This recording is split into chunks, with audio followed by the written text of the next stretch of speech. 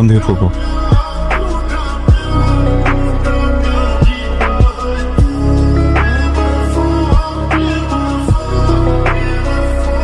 আচ্ছা, আমি আগ্রাকে দেখলাম এসার নামাজ আদায় করছে। কি বলো, আমাদের আগ্রা? বাহ, এটা তো খুবই ভালো সংবাদ। তুমি একটু জিজ্ঞাসা করে দেখো তো ওর আবার কোনো সমস্যা হয়েছে কিনা। তুমি এসব নিয়ে চিন্তা করো না, আমি ওকে জিজ্ঞেস করবো। ঠিক আছে, তুমি বসো। ফায়াজ, তুমি আস্তে আস্তে সাদা টি-শার্টটা নষ্ট করে ফেলেছো।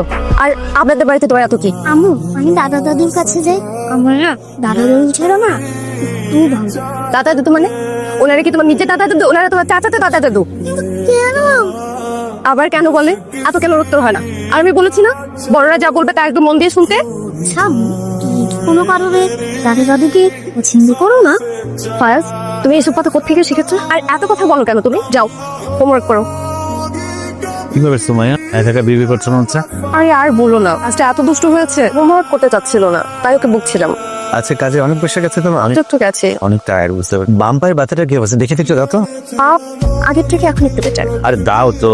ছেলে দেখলে বলবে মা বাবাকে দিয়ে পা ম্যাসাজ আরে করাচ্ছে। কিছু বলো, ছেলে মেয়েরা বাবা মার কাছ থেকে দেখে শিখে। শোনো, সন্তানরা নিজে অজান্তেই তার দাম্পত্য জীবনে এগুলো ইমপ্লিমেন্ট করে। আমরা তুমি হঠাৎ এখানে আমাকে বলতা?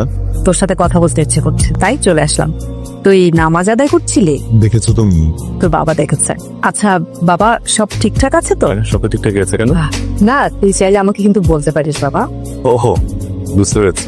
কখনো এখনই নামাজ পড়তে হঠাৎ করে দেখে মনে হচ্ছে কি না কি বিপদে পড়লাম।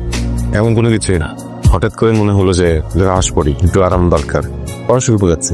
সিম্পল, আমি একদম ঠিক আছে এবং ভালো আছি। খুব ভালো। কিন্তু বাবা, ভালো আছি কথাটা এভাবে বলতে হয়, বুঝতে হয় আলহামদুলিল্লাহ ভালো আছি। আর যদি তুই ভালো নাও থাকিস তাও বলতে হয় আলহামদুলিল্লাহ মা, আমি বেশ ভালো আছি। আমার জীবন খুবই সুন্দর, পৃথিবীটা সুন্দর, তুমি আরো সুন্দর। যদি কখনো কোনো কিছু অসুন্দর ঘটে, তুমি সাথে তোমাকে জানাবে। ঠিক আছে? আমার স্বপ্নে পুলিশ। আচ্ছা, তুমি আমার দিকে কখনো ঠিকভাবে তাকাও না কেন? সেই ছোট্টবেলা থেকে আমার ঘুম হারাম করে পড়েছো, আমার স্বপ্নে এসেছো। জানো, আমি মনে যেতে কাকে চাই? তোমাকে।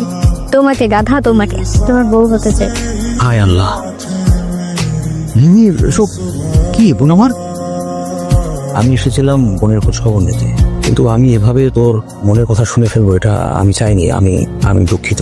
আসলে দেখ বোন আমার, তোর বয়সটা কম, আর এই বয়সটা আবেগের বয়স, বাস্তবতার জ্ঞান কম থাকে। তুই তোর মনের মাঝে যে আকাঙ্ক্ষাটা জাগিয়ে রেখেছিস, এটা কোনোভাবেই এটা সম্ভব না। কোথায় আবরার, কোথায় আমরা? বাস্তবতা বলে একটা বিষয় আছে, আর আমাদের মা কোনো কারণে ওদের পছন্দ করে না। আর সবচেয়ে বড় কথা, আবরার তোকে নিয়ে ভাবেও না। বড় ভাই হিসেবে আমার একটা অনুরোধ থাকবে, তুই ভুলে যা, থেকে বের হয়ে